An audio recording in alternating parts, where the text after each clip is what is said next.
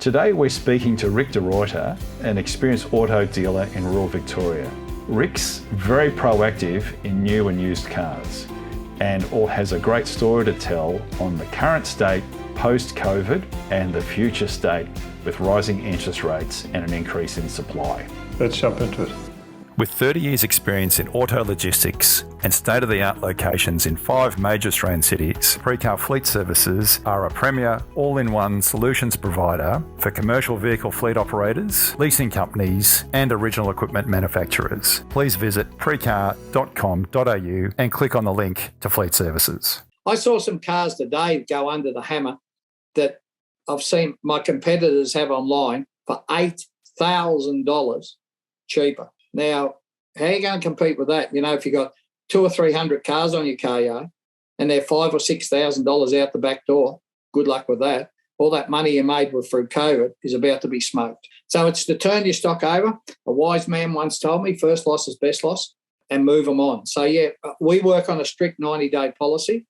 At 60 days, we write them back a bit, and then at 90 days, we write them back and meet the market and get rid of them because the market's falling. Right, and it'll continue to fall as supply of new cars comes in. And, of course, our other problem is Chinese cars. New Chinese cars are right in the wheelhouse of the sweet spot of used cars. So, you know, if you've got young people that want a new car, they'll buy a new car from China. They won't buy a used car.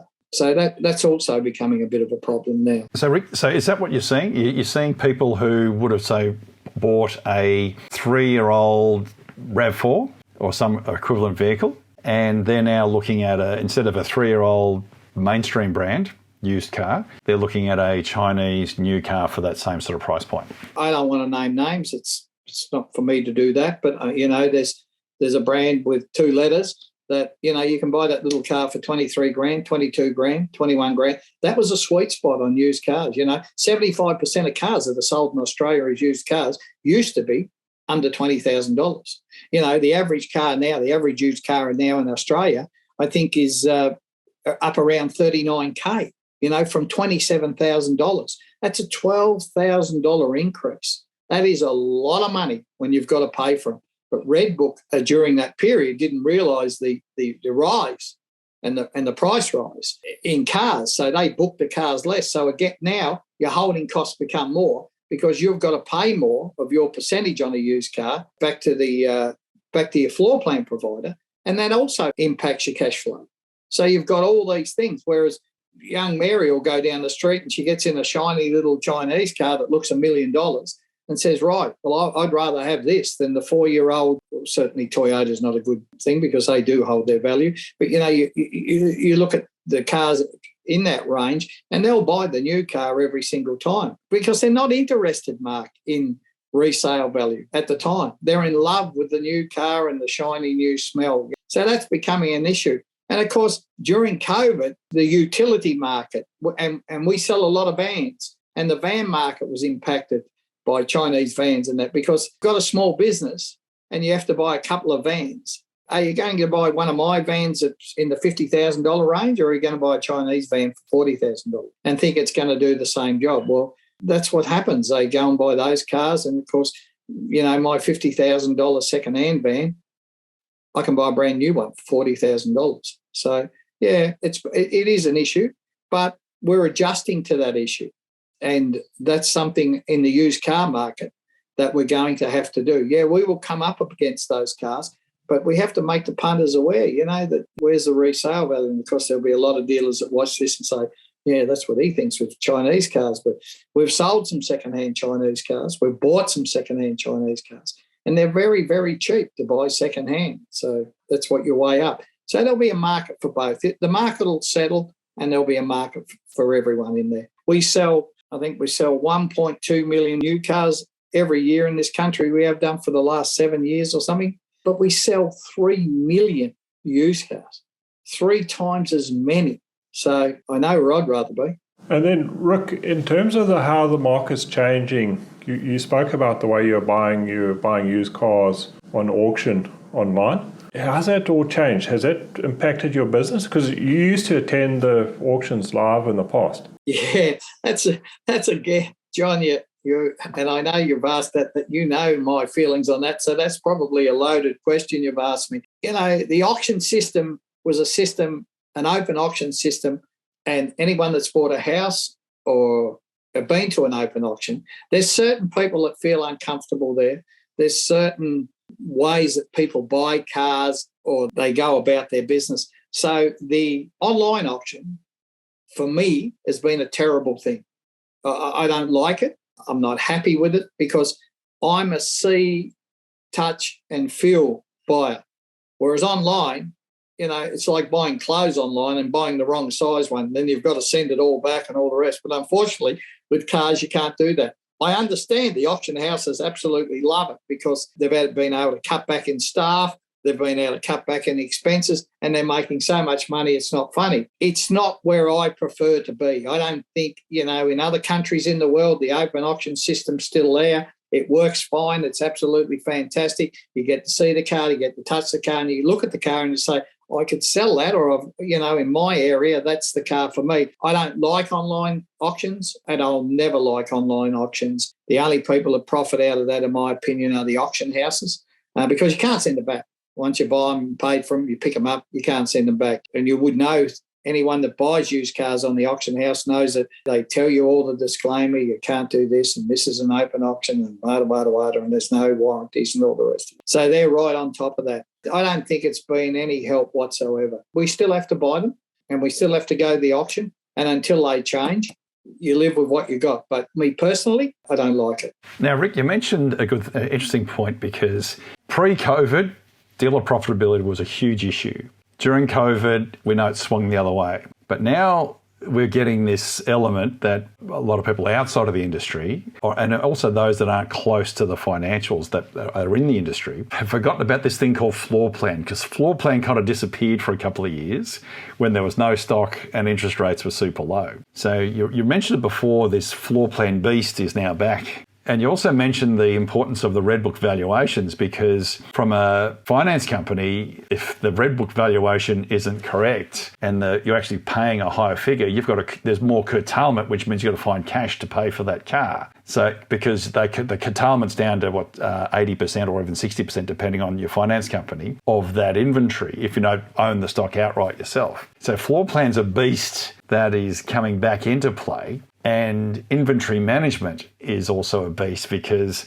during COVID, everything that was coming in was sold. Now we know the manufacturers are catching up with supply. You mentioned the other case of the new competitors coming in that we haven't had 10 years ago, which is the Chinese brands. They can bring cars to market very quickly, so they can have vehicles here within 45 days. The Europeans still take 2 to 3 months to get a car here. So the massive vehicles are now coming out of Thailand, China, and also out of Japan and Korea. So you've got this inventory coming back quite quickly. How are you seeing amongst your peers? What's the chatter in the industry around? Are people on top of this, or were the bad habits that were developed during COVID because everything was happening so well, floor plan was low, didn't have to worry about inventory management? What are you seeing now with your peers and other people in the industry?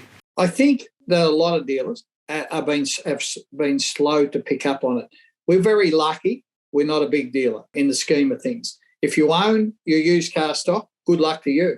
But I'm sure that at 7.75% floor plan or 6% floor plan, you could be doing something better with your money than owning all your stock. As it rises now and the financiers want more money, of course, the cost is out of control. If you've got 150 used cars in stock, for instance, let's take that as an example, you now need to find $3,000 a week more than you did 12 months ago. And that's getting worse and worse. Not only do you need to find the $3,000 more for the floor plan interest, but you also need to dip into your cash flow because that $30,000 car now books for $24,000, which they're happy to give you 80% off.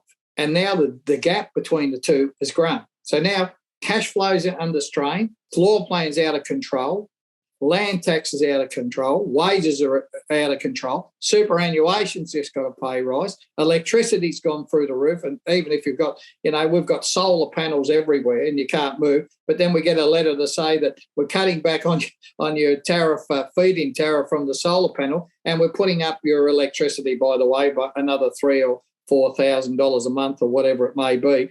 All those costs have changed, but our price of our motor cars, they're not cartons of milk, Mark. We just can't go out and put the price up. They're not loaves of bread. People don't need to see them. And, of course, we've got all the dealers trying to get a piece of the pie. And you go to car sales, I think car sales now is close back to 250,000 cars online. During COVID, I think it went down to under 100,000 there in a couple of weeks I saw there. So now we're back to the old days. Let's call it the old days. It's a race to the bottom. And, if you're advertising cars online, they're in the top 5 online, you're paying all these leads for people not to, and especially in rural, all these people, it's too far for me to come, or I can't come that far, right? So all these costs are rising. In this market, you see where people are trying to sell cars to cover their costs and they're putting them online. Their actual online bill, or with car sales, is going through the roof, along with all these other costs. I mean, I don't know the answer to it, but I do know that if you're not watching those costs, you're going to pay a hefty price. And, of course, then we'll be back to pre-COVID, like you said, where our dealerships are not making the money they should be made. I mean, let's be honest and frank with each other. If we all took a deep breath, it's been a perfect storm, right? But we all know that can't last forever. We're moving back to where we were pre-COVID. More cars are becoming available. There's more trade-ins. The governments are starting to shed their cars. So all these things are coming into play. So unless you watch what you're doing with your inventory, you need to be on top of that now. I would hate to have 300 or 400 used cars in stock and watch dealers go into the marketplace and buy cars cheaper that have managed their stock and advertise them. And I'm stuck with these bloody things that I need to write back. So for all the money I've made during COVID, I know that I'm going to give some of it back. I mean, I know that in my small business, we put a contingency away. We called it a COVID contingency. We put it into our accounting procedure, and we spoke to our accountants about it, that money will be used at some stage to write off the old stockers so we can get back on an even keel. If you put it all in the bank and you went and bought houses in Queensland or 90-foot boats and all these sort of things, well, good luck with that. It'll all come home to roost. And Rick, another question, after sales, because we know after sales is important, that fixed overhead coverage or absorption in other speak. Post-COVID, you mentioned that there's obviously Chinese brands, but there's also the move to EVs. Where do you see the coverage of the dealership's fixed overheads from service, given that we're getting now more EVs, the car park's getting bigger? Yeah, you're branching into new cars now, and I don't profess to know a lot about new cars in respect of, I know a lot about them, but I don't profess to be an expert on new cars or where that goes. But I do know that, every time you pick up the phone from a OEM, it's some new scheme, cap price servicing, give them loan cars, wash their cars, do all these things for the customer, which we've taught them to expect now. And that all costs money. To your question, where are we going to make money? I mean, a Tesla has 17 moving parts, maybe 18 with the driver, but where are we going to make money out of a car like that? We come in and blow the brakes out, maybe put a new set of brakes on it, pull the bonnet up, and what do you do? What is it you do? So where are we going to make money there? Whereas the back end has always been a good profit centre for the dealer. But, if we go into this electric thing and the expectations of the OEMs to set these bays up and set up your workshop for this and set up your workshop for that, I'm not there with it. But my personal opinion, I don't know in Australia about electricity, Mark, or electric. And where are we going to get the electricity from? In our state, in Victoria, Daniel Andrews is now cut off gas or is about to cut off gas. So all these households are going to use electricity. I mean, in South Australia, they can't keep the lights on during summer because they're sucking up all the electricity. I mean, where's the electricity going to come from for these cars? It's all right to say, there's been a 60% uptake or a 70% uptake in cars, but where are you going to charge them from? And when they start pumping your electricity prices up, how's that going to feel for electric cars? Or if you're broken down between, Melbourne and Adelaide and and you need to charge the car up, how's that going to work? Or, so in my lifetime, and I'm starting to get on a bit, but in my lifetime, I don't think it'll be an uptake. I like hybrid cars. I think that's terrific. All these different things that people are exploring, I like those things. Certainly, you and I have seen in Europe, is certainly a different beast than Australia, where you've got wide-ranging kilometres to travel, where in a city it might be fine, but with my experience with electric cars, I don't see it happening. I really don't. At the speed in which people think it's going to happen, I don't see it. The infrastructure's not there. Unless you build a lot more wind farms, and then you've got to try and harness that somewhere too, and then we'll have to outsource that to overseas people, and of course that's where the price starts to go up. Thank you for listening. Hopefully you got as much out of the discussion with Ric De Reuter as we did. Remember to subscribe to our channel on YouTube, Spotify and iTunes, and we'll speak to you again next week.